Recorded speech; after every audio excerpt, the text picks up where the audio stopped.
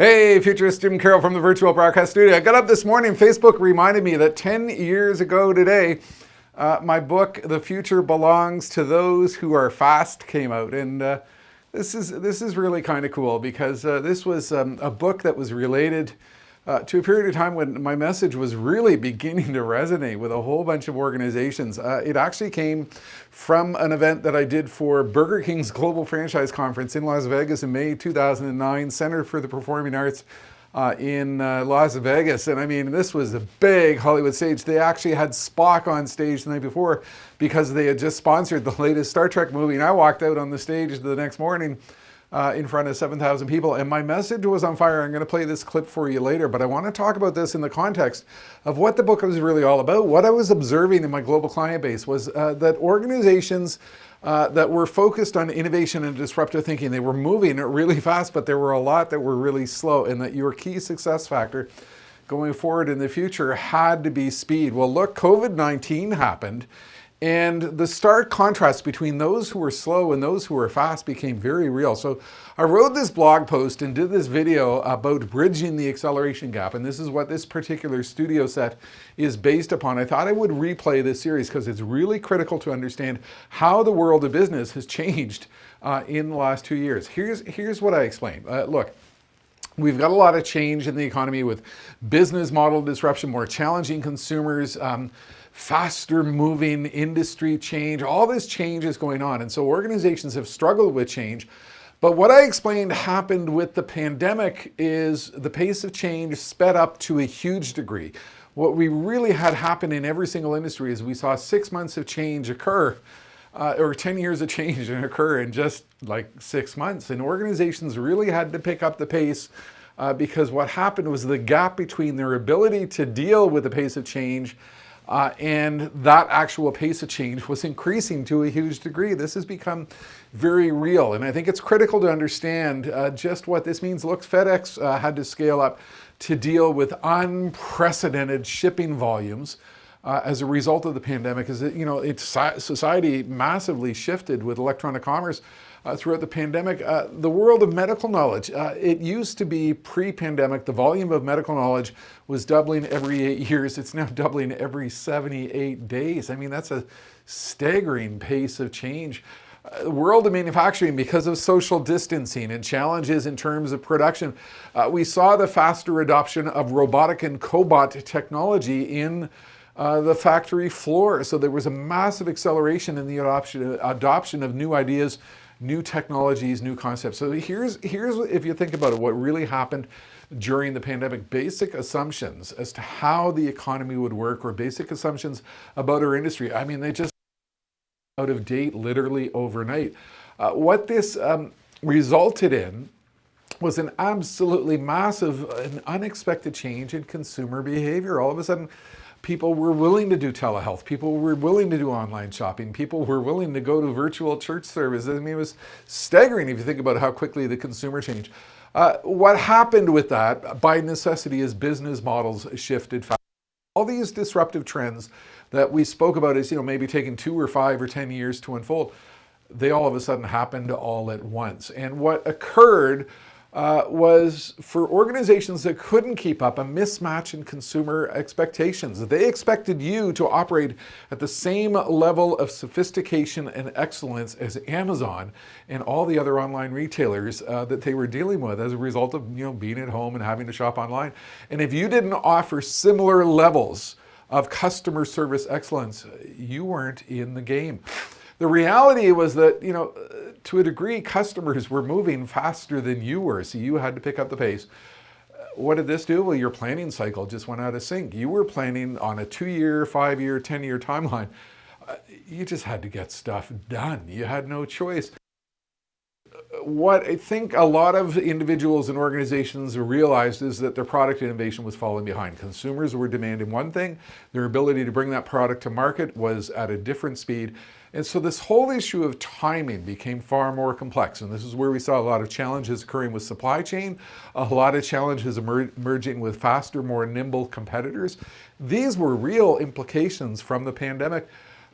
What this did was it laid bare a lot of organizations where there was weak leadership in place, organizations who simply couldn't keep up with the reality of what was occurring.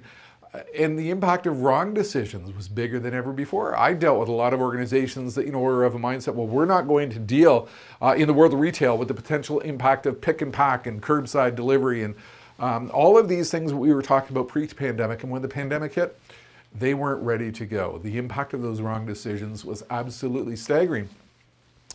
What this really did was it put into place the irrelevance of strategic planning. I mean, strategic planning went out the window with the pandemic because we had to make stuff up on a dime. And there was a resultant huge increase in the bar of expectations. So I think what this did is it really laid bare the reality of what happens when you get a sudden demand shift with consumers. And I think you can expect that going forward as product life cycles collapse, as more competitors emerge, as business models continue to evolve. Your reality going forward is going to be more change, and that's all part of the acceleration gap. You put all these things together where organizations discovered they didn't have the right stuff to deal with the reality. It really highlighted the extent of the workforce skills gap. We needed one particular set of skills. We didn't have those skills because we've been focused on the wrong type of things. And I think what it ultimately did was the pandemic laid bare the inability of slow-moving organizations to deal with a fast-paced future. And this is absolutely critical. If you weren't prepared for a world in which the future belongs to those who are fast, going back to my book released 10 years ago today, the reality is it really laid bare your weaknesses going forward. And that's what I was trying to get across in this book that came out 10 years ago today. Everybody's running a fast race. If you're the slow turtle in the race, you're running slow. You're not prepared. What is real with the reality, of what is occurring. So going forward, what can you learn from all this? Well, I think business has changed. I think leadership has changed. If you're not doing these things, you're not prepared to deal with the reality of your competitors. I think what has happened here is a lot of business organizations have a better appreciation for the impact of digital transformation. I mean, we've been living in this digital world for 2 years. I think what really happened here as we all went into Zoom land is organizations banished and eliminated committees and slow structure and the concept of studying things and let's go away and do a report. We just simply had to get things done. What this has done is it has made organizations work and operate and act faster. Organizations realized to do a lot of this, they had to find partners to help them do things that they couldn't do before. So it accelerated the whole focus on finding fast external partnerships, finding partners who could help you get things done by virtue of necessity. What organizations really learned here, and this is really critical, is that they learned how to implement fast change. If the economy is changing quickly and business models are changing quickly and products are changing quickly and the fundamental assumptions by which we operate are changing quickly, well, we have to operate quickly. And I think a lot of organizations learned how to implement fast change. If you didn't, you're falling behind. Part of what they did to do this was they mastered the ability to assemble fast teams. We're hit with an issue. Well, let's get that person from that department, that person from that department, that person from that department, that person from that department, and that person over there. And let's pull them into a Zoom call. Let's pull them into a Google Meet call and simply accelerate what we need to do to deal with the reality of this issue. Organizations really learned to work at speed. And by virtue of doing that, they adapted faster to business model disruption. They saw the benefit of faster decision making. I mean, it's staggering to think about what we went through. They saw the power in an instant, flatter structure. Let's eliminate the hierarchy, but they learned how to accelerate their product innovation. The really cool thing is they learned how to eliminate death by PowerPoint. All goes back to that issue that they didn't study things incessantly. Part of what they learned through all of this for product-focused organizations that they learned that resilience was absolutely critical. And I predicted going forward, we're going to see the emergence of an individual in a lot of organizations who we might, for want of a better phrase, call the Chief Resilience Officer. Bottom line, what organizations learned here is they came to understand the need to deploy and act at speed Or in other words, they came to learn that, the future belongs to those who are fast. And that's what I was talking about in this video a few years ago in the early stages of the pandemic, bridging the acceleration gap. We've got this gap between the speed of change and our ability to deal with the change, and the pandemic has accelerated that to a huge degree. Where we find ourselves is your competitors might be running really fast. You might be the turtle in the race, and you've got to pick up the pace. So I'm going to play a clip for you at the close of this where I talk about that reality of what we are faced with. But for a moment, I'm going to go back to the desk here in the virtual broadcast studio and just hold up the book here. Get it on the right side of the screen. Here we go. Here it is here. The Future Belongs to Those Who Are Fast. It was released 10 years ago today. And it goes back to this moment in time when I walked on stage at this massive event in Las Vegas with great big lights. And based upon what I was talking about there and based upon what I was observing within my client base, I wrote the book, The Future Belongs to Those Who Are Fast. You can find it at books.jimcarroll.com. It's on Amazon. It's on other online retailers. It's available for purchase from my site. I'm actually kind of really proud of it. I'm really excited by just seeing that this morning come out on Facebook reminding me. What I'm going to do is I'm going to play this clip for you from the original presentation in Las Vegas on which the book was based. And then I'm going to close with the book that features the fast runner in the fast race with the slow turtle. The future belongs to those who are fast. Are you really positioned for a fast-paced future? That's it for now. Futurist Jim Carroll from the virtual broadcast studio. Good morning. Good morning. Innovative organizations, when confronted by change and the necessity to go forward and seize opportunity, make bold leaps. They make big decisions. They make risky decisions. They challenge themselves to do things differently every single day. There are no barriers to change. There's only our resistance to change. And that's why we need to think about innovation.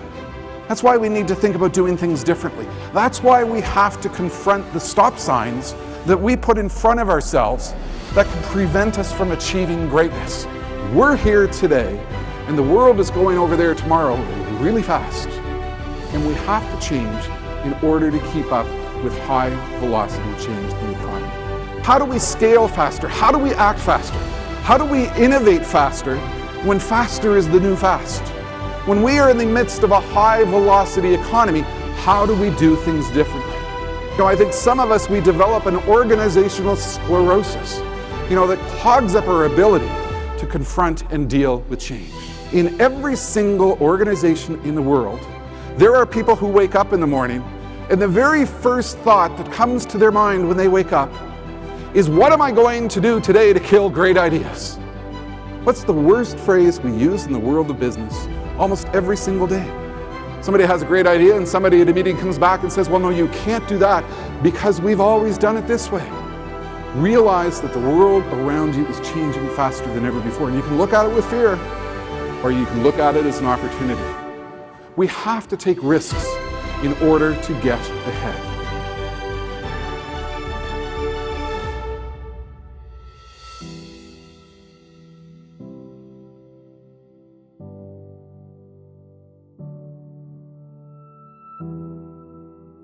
Hey, you want to know a really fun fact?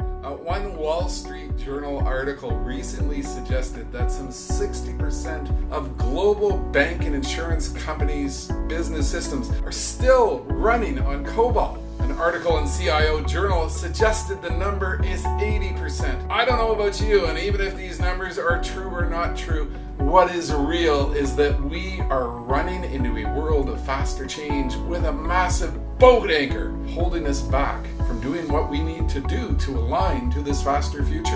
I'm Jim Carroll. I'm a Futurist trends and innovation expert, and I spend my time with organizations worldwide to put into perspective the fast-paced trends which are completely changing industries at a furious pace. Organizations like New York Life, Wells Fargo, the National Australia Bank, Lincoln Financial, Anthem Healthcare, Chubb Insurance, and all kinds of others have had me in for high-level insight on how to respond to a world in which the future belongs to those who are fast. All of these organizations know that they need to align themselves to an era in which agility, flexibility, and their ability to respond to these fast-paced disruptive trends will be absolutely critical to their future.